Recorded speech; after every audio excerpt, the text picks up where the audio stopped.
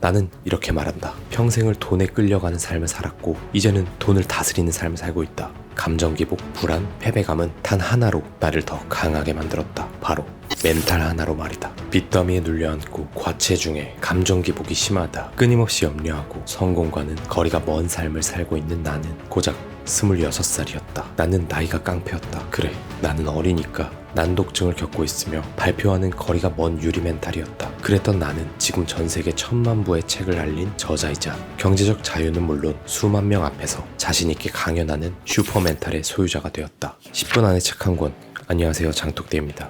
포기해버릴까? 인간이라면 지극히 당연한 유혹이죠. 윈스턴 처칠은 이렇게 말했습니다. 절대 포기하지 마라. 21세기를 살아가는 우리의 가슴을 뜨겁게 달구기엔 이 정도는 좀 부족하지 않나요? 전 세계 1000만 부 이상이 팔린 오늘의 책 멘탈의 연금술. 그러나 이 책도 처음에는 57군데 출판사에서 거절을 당했다고 합니다. 5군데도 아니고 자그마치 57군데인데 그 거절을 버티지 못했다면 아마 보도 셰퍼도 작가로서 명예를 얻지 못했을 겁니다. 그는 포기하지 않고 끝내 성공을 이루는 사람들을 연금술사라고 표현하는데요. 그들은 하나같이 여기서 포기할 것인가를 대신에 여기서 어떻게 더 버틸 것인가를 생각한다고 합니다. 그런데 제 생각에는 포기는 가끔 필요합니다. 빠른 포기가 오히려 좋은 결과를 가져오기도 하거든요. 그런데 문제는 대부분이 이것을 제대로 이해하지 못하고 있다는 거죠. 진짜 포기를 밥 먹듯이 하는 사람들은 오히려 포기라는 단어를 쓰지 않습니다. 훨씬 더 그럴듯하게 들리는 다양한 표현을 찾아내죠. 열심히 했으니까 됐어. 결과보다는 과정이 중요해. 도전 자체가 가치가 있었어. 이 정도 한 게 어디야. 다음에 잘하면 돼. 포기를 위장하는 미사여구 어디서 많이 들어본 적 없으십니까? 이처럼 포기에 변명을 다는 순간 우리는 현실을 왜곡하게 인지하는 겁니다. 포기를 냉철하게 받아들일 줄 아는 연금술사들의 다음 행동은 바로 반성입니다. 언제나 진리는 이렇게 지루할 정도로 간단합니다. 제대로 포기한 사람들은 더 많이 행동하고 더 열심히 일하고 그리고 정상에 올라선 뒤에 비로소 결정을 내립니다. 그러니까 포기는 배추 셀 때나 하는. 그렇다면 포기하는 이유가 뭘까요? 경사면으로 오르느라 너무 힘이 들어서겠죠. 그러니까 경사면이 숨이 턱턱 막히고 힘들다는 건데 어쩌면 제대로 하고 있고 올바른 길임에도 정상의 단맛은 예고조차 없기 때문에 우리는 끊임없이 배추를 세고 있는 거겠죠. 정말로 우리가 고민해야 하는 건 쉬어갈 것인지 가속도를 붙일 것인지 한 번에 2계단씩 오를 것인지 고민해야 하는 겁니다. 이 길이 아닌 것 같아. 이 정도면 꽤 선방했다. 계속 오르다간 무릎에 무리가.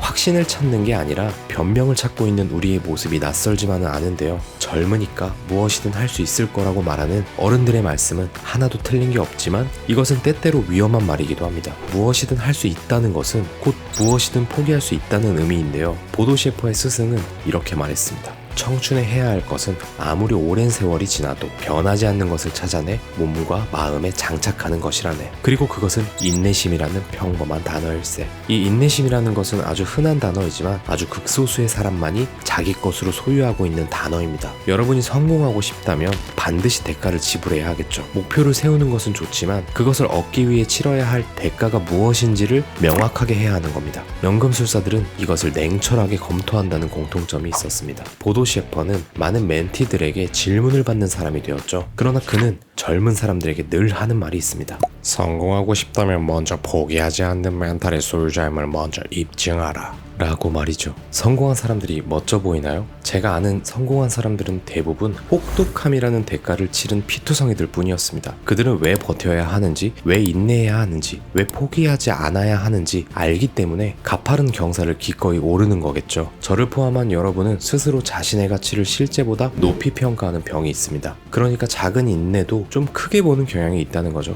리더는 타인을 이끄는 사람이 아니죠. 참된 리더는 자신을 이끄는 사람입니다. 상처가 깊어서 좌절하고 다시 도약하는데 시간이 좀 더 걸리고 하나의 손해가 인생 전체를 관통한다고 믿는 것은 절대로 버틸 수가 없습니다. 모든 부정적인 상황에서 앞으로 나를 끌 수 있는 힘은 어떤 멘토나 책이나 동기가 아니라 나 자신밖에 없는 것을 알아야 합니다. 인생은 아주 단순합니다. 생각을 하고 행동하는 게 아니라 행동하고 생각해야 하는 겁니다. 진부하다 못해 거슬릴 수도 있어요. 흥미로운 얘기를 하나 전해드리겠습니다. 여러분이 마라톤을 뛴다고 가정해볼게요. 첫 구간인 5km에서 10km에서 낙오자가 많이 발생하겠죠. 첫 구간에서 포기한 사람들이 다시 풀코스에 도전할 확률은 매우 낮습니다. 자, 그들의 핑계를 볼까요? 처음부터 너무 높은 목표를 설정했어. 나랑 마라톤은 맞지 않아. 수영이 나아. 생각을 거듭하고 고민 위에 고민을 쌓고 수영의 멋진 부분을 상상하며 또 배추를 세기 시작하겠죠. 그리고 이 사이클은 영원합니다. 종목은 계속 바뀌고 배추 사이클이 동일하게 반복됩니다. 우리가 강한 멘탈을 피나게 노력해서 얻어야 하는 건 성공이 아니죠. 성공을 가능하게 만드는 사이클을 만들어야 합니다. 즉, 이게 바로 배추를 셀 줄 모르는 멘탈입니다. 그러니까 좌절감이나 무력감이 몰려온다면 생각을 하지 말고 바로 행동할 때인 거죠. 그때가 오히려 기회입니다. 새로운 벽을 부수고 레벨 높은 멘탈을 가질 기회인 거죠. 정말 신기한 건 우리가 생각하는 최악은 언제나 과거에 존재한다는 겁니다. 정말 인생에서 지금 여러분이 최악이라고 느끼시나요? 승리와 패배는 흔합니다. 당장 내일 아침 기상과 하루 일과만 해도 여러분이 이상적으로 생각하는 하루와 비교를 해보면 벌써 패배를 경험했을지도 몰라요. 기상시간과 하루 일과를 성공시키려 하지 말고 그럼에도 버티고 시도하는 배추를 세지 않는 사이클을 만들라는 거죠. 책 내용은 아니지만 별개로 한 남자의 이야기를 들려드릴게요. 한 남자가 28살에 100억 빚을 떠안았습니다. 아버지가 돌아가셔서 회사 경영과 빚을 떠안았죠. 한 프로그램에서 그에게 질문합니다. 아버지가 원망스럽지 않았냐? 그런데 그는 급하게 말을 자르며 아니죠. 이만큼 힘드셨겠구나. 이 고통을 겪고 계셨구나. 이제 내가 이끌겠습니다. 라고 말했다고 합니다. 그리고 그는 허니버터칩 성공을 보며 서랍에 준비된 서류를 들고 바로 허니버터 아몬드로 뛰어들었고 그의 회사는 채무를 상환하고 1100억을 기록했습니다. 마인드의 차이란 이런 것 아닐까요? 성공은 어느 정도 운이 필요하지만 운은 언제든지 떨어질 수도 있다고 그는 말합니다. 그때 그 불운을 최소화하는 게 노력하고 열심히 살아야 하는 이유라고 말이죠. 그는 말합니다. 무조건적으로 모든 성공이 운이라고 간주하면 안 된다. 노력하는데 무언가 잘 안 된다면 그건 실패가 아니다. 실패는 아무것도 하지 않는 게 실패다. 올해 열심히 해야지. 앞으로 열심히 해야지. 하지만 한 달도 그리 사는 건 쉽지 않습니다. 그는 이런 마음가짐으로 산다고 해요. 그저 오늘 하루만큼은 정말 끝내주게 완성하자 라고 말이죠. 그 하루가 조금씩 쌓이면 불운도 피해가는 단단함을 가질 수밖에 없겠죠. 다시 저의 이야기로 돌아와 인생을 살다 보면 배신 같은 것들도 우리의 멘탈을 쉽게 부수기도 하죠. 저도 사업을 구축하며 오른팔 왼팔을 스스로 잘라내야 했던 때가 분명히 있습니다. 여기서 대부분은 배신의 기억을 갖고 살아갑니다. 그리고 그 배신 때문에 타인을 더 신뢰하지 않게 되고 삶의 기준점이 모호해지겠죠. 그들이 미운 것보다 자기 자신에 대한 실망감이 커질 겁니다. 그때가 정말 힘들었지만 요즘은요, 전체적으로 보면 그 자체가 가치가 있었다고 느낍니다. 배신감에 치를 떨 시간이 주어지지 않았거든요. 그 믿음을 빨리 회수해서 더 적절한 사람에게 줄 방법을 찾는 데에 기인했습니다. 배신이 진흙이라면 진흙을 닦고 투덜거릴 시간이 없는 겁니다. 그 시간에 내가 누구인지 정확하게 말해줄 수 있는 사람을 구하고 더 멀리 가고 싶다면 그 사람들과 가면 되는 거죠. 그러니까 배신당했다고 자신에게 실망하거나 그들을 사주하는 따위의 하찮은 일을 할 시간을 스스로에게 주면 안 됩니다. 성공한 사람은 정창민이 많고 실패한 사람들은 유목민이 많다. 저의 10대에서 20대는 직장에서 보내는 시간이 많았습니다. 당시 저의 사수 선배들은 딱 두 분류로 나뉘어 있어요. 자기 일을 하는 사람과 남의 일을 하는 사람. 이렇게 딱 두 분류였습니다. 자기 일을 하는 사람들은 고용주의 일을 하고 있어도 결국에는 회사를 먹여 살리는 인재가 됩니다. 그러나 남의 일을 하는 사람은 오롯이 생존과 이익에만 몰두하는데 이런 사람들이 힘들 때 최선의 전략은 바로 도망이죠. 이 전략은 만족을 주겠지만 대가를 치를 요량은 없을 겁니다. 15년 이상이 지난 지금 보면요, 자기 일을 했던 사람들은 여전히 리더이고 대부분 CEO의 자리에 있으며 CMO로 일을 하면서 자신의 동료들을 성장시키는 일을 하고 있었습니다. 그러나 남의 일을 했던 배추샘의 대가들은 긴 시간이 흘렀음에도 여전히 같은 방식으로 유목민 생활을 즐기고 있었습니다. 정말 슬픈 건 자신이 알아차리지 못하고 있다는 사실조차 알아차리지 못한 채 살아가는 것. 이것보다 슬픈 게 있을까요? 실패하는 대부분의 사람들은 모든 것을 의심하면서 오직 하나만은 철석같이 믿습니다. 그건 바로 불행이죠. 그리고 아까 말한 두 분류의 사람 중 남의 일을 하는 사람들은요, 그 중에서도 가장 최악의 사람들이 뭔지 아세요? 바로 좀비처럼 일하는 사람이라고 저자는 말합니다. 포기한 것도 아니고 속도를 붙이는 것도 아니고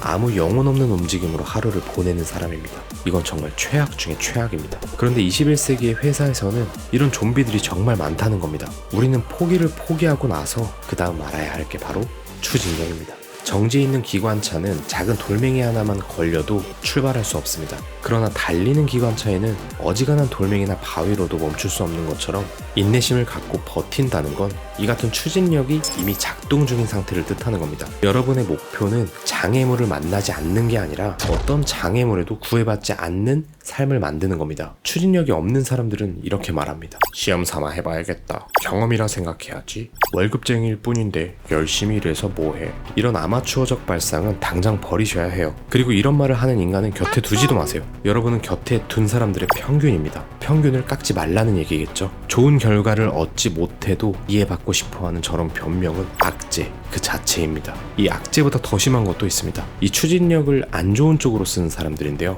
예를 들어 험담이나 지적하기를 좋아하는 사람은 여기에 추진력이 실려있기 때문에 불평불만에 가속도를 붙이는 겁니다. 조직을 최악으로 만드는 이런 악귀들도 멀리 하셔야 됩니다.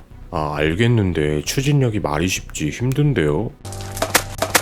작은 눈뭉치를 산 아래로 굴리는 데는 시간과 노력이 꽤 많이 듭니다. 하지만 눈뭉치가 눈덩이가 되어 구르기 시작하면 눈덩이는 스스로 계속 커집니다. 주변에 어떤 장애물이 있어도 눈덩이는 모든 것을 쓸어가며 계속 굴러가겠죠. 마찬가지로 아침에 뛰기 시작했으면 처음 2주보다 1년 뒤에는 더 쉽다는 얘기입니다. 이제 1년이 지나면 잠이 덜 깨 비틀거려도 자동으로 운동화를 신고 눈을 비비며 뛰고 있을 겁니다. 군 시절 20kg 정도 감량했던 경험이 있는데요. 당시 운동신경이 크게 없던 한 선임이 매일같이 연병장을 뛰는 거예요. 1년이 지났는데도 정말 매일 뛰더라고요. 큰 유대는 없었지만 그를 존경했습니다. 그 때문에 저도 많은 동기를 받았었죠. 8월쯤 정말 무더위라는 말이 부족할 정도로 찜통 그 자체로 부글부글 끓는 하루가 있었는데 오늘은 턱걸이나 좀 하고 쉬어야겠다 생각했습니다. 그런데 아까 그 선임이 또 뛰러 가는 거예요. 그래서 제가 물었죠. 오늘도 뛰십니까? 그는 질문의 의도를 모르는 표정을 지었고 다시 물었습니다. 너무 덥지 않으십니까? 저는 그때 무뚝뚝했던 그 선임이 했던 말이 정말 충격적이었습니다. 여름이니까 덥겠지? 그렇겠죠. 여름이니까. 그는 더워서 못 뛰는 게 아니라 일단 뛰는 건 뛰는 거고 더운 건 더운 겁니다. 그러니까 상황이 그를 어찌하지 못하는 거죠. 아까 말한 가속력이 붙은 기관차처럼 말이에요. 딱히 다른 전략 같은 건 없었습니다. 토니 로빈스의 말처럼 두려워서 시도하지 않는 게 아니라 시도하지 않아서 두려움이 생기는 것 그 자체를 보여주는 실존 인물이었던 겁니다. 성공하는 사람들의 패턴은 아주 단순합니다. 산을 오르는 게 좋았고 계속 더 높은 산을 찾게 되고 그러다가 마침내 히말라야까지 등반하는 사람들이 있죠. 여기에 반발하는 말은 되게 이렇습니다. 그거야 그 사람들이 산에 가는 걸 너무 좋아하니까 그렇겠지. 난 등산은 별로야. 그럼 등산을 좋아하지만 그저 뒷산을 오르는 것에 충분히 만족하는 사람들은 산을 싫어하는 걸까요? 전자가 바로 성공하는 사람들의 패턴입니다. 전자도 후자도 모두 의미 있는 등산이지만 전자의 삶을 사는 사람들은 후자의 삶을 동경하지는 않아요. 그러나 후자에 사는 사람들은 전자의 삶을 동경합니다. 이 차이입니다. 이게 취미와 인류를 바꾸는 겁니다. 등산을 예로 들었지만 주안점은 이것들이 모든 일에 관통한다는 겁니다. 그들은 히말라야에 등반하는 게 끝이 아니라 자기 일이나 새로운 일을 시도함에 있어서도 이렇게 임하는 거죠. 그리고 그들은 하나같이 똑같은 말을 하죠. 정말 힘들어서 이제 더 할 수 없다는 생각이 들 때마다 신기하게도 어디에선가 아주 희미한 빛이 다가오더군요. 라고 말이죠. 연금술사들이 얘기하길 부정적인 것은 대부분 얻기 쉽다. 늘 우리를 찾아오니까. 그러나 긍정적인 것은 얻기가 어렵다. 늘 우리가 찾아가야 하기 때문이다. 뒷산에 만족하는 건 아무것도 하지 않는 사람들보다는 훨씬 의미 있는 삶이지만 이것을 등산이 아니라 우리의 삶에 대입하며 평균적인 삶은 환상에 가깝다고 합니다. 평균은 도전이 아니라 합의에 먹이를 주는 것이고 이렇게 도전이 아니라 거래와 같은 삶은 우상향 곡선이 없다고 말이죠. 무엇을 원하든 간에 그보다 못한 결과와 타협하게 될 겁니다. 내가 주도하는 삶이 아니라 그저 타인보다 나은 삶을 위한 것은 결국 도망자의 삶이라고 저자는 말했습니다. 연금술사들이 말하길 포기하지 않고 인내하고 추진력을 얻어도 당신의 삶은 결코 수월해지지는 않을 거다. 다만 당신은 점점 이기기 어려운 상대가 될 뿐이다. 그리고 그렇게 강한 멘탈을 가진 여러분도 슬럼프에 빠질 수 있습니다. 이런 인생이 맞는 건가 싶을 정도의 강한 슬럼프 말이죠. 그런 생각이 든다면 그만큼 여러분이 발전했다는 증거입니다. 여러분이 지금 힘든 부분을 10년 전의 여러분에게 슬럼프라고 던져주면 그 어린 여러분은 그게 왜 슬럼프인지도 모를 거니까요. 내 강력한 멘탈에도 조금씩 스미는 고통이 있다면 오히려 쌍수를 들고 반겨주세요. 인도의 현자 딜라이 라마의 말처럼 지금 이 순간 당신이 극복해내는 힘든 상황은 앞으로 다시는 당신에게 나타나지 않을 것이다. 책 속의 이야기로 오늘의 영상 마치겠습니다. 미어캣은 땅속 깊은 곳에 서식한다. 따스하고 포근한 땅에서 살고 있는 미어캣들 사이에서 이런 소문이 돌기 시작했다. 땅 위 세상이 위험하기는 하지만 매우 아름답다고. 확인하러 나간 미어캣은 공포와 맞닥뜨렸다. 때는 겨울이었고 눈보라가 휘몰아쳐 얼굴에 눈과 얼음송이가 잔뜩 쏟아졌다. 그리고는 동료들에게 돌아가 세상의 무서움을 말했다. 하지만 여전히 땅 위 세상에 아름다움에 관한 소문이 있었고 7월에 다시 한번 다른 미어캣이 세상에 나갔다. 뜨거운 햇살이 눈부시게 장렬하고 새들이 쥐적이고 나비들이 훨훨 날아다녔다. 그리고 다시 땅속으로 내려가 자신이 경험한 바를 말했다. 그러나 미어캣들은 이내 결심한다. 세상 구경을 포기하고 땅속에 머물러 있겠노라. 자연과 마찬가지로 인생도 사계절이 있다. 돈이 있을 때도 없을 때도 있고 성과가 있을 때도 없을 때도 있다. 성공한 연금술사들은 춥고 어두운 겨울을 실패라고 부르지 않는다. 겨울이 지나면 봄이 올 것이라는 사실을 알고 있기 때문이다. 봄이 마냥 지속될 것처럼 살거나 춥고 어두운 겨울밤이 끝나지 않을 것처럼 웅크려 사는 사람은 버티지 못한다. 당신의 인생이 사계절임을 알았다면 이제 나와라.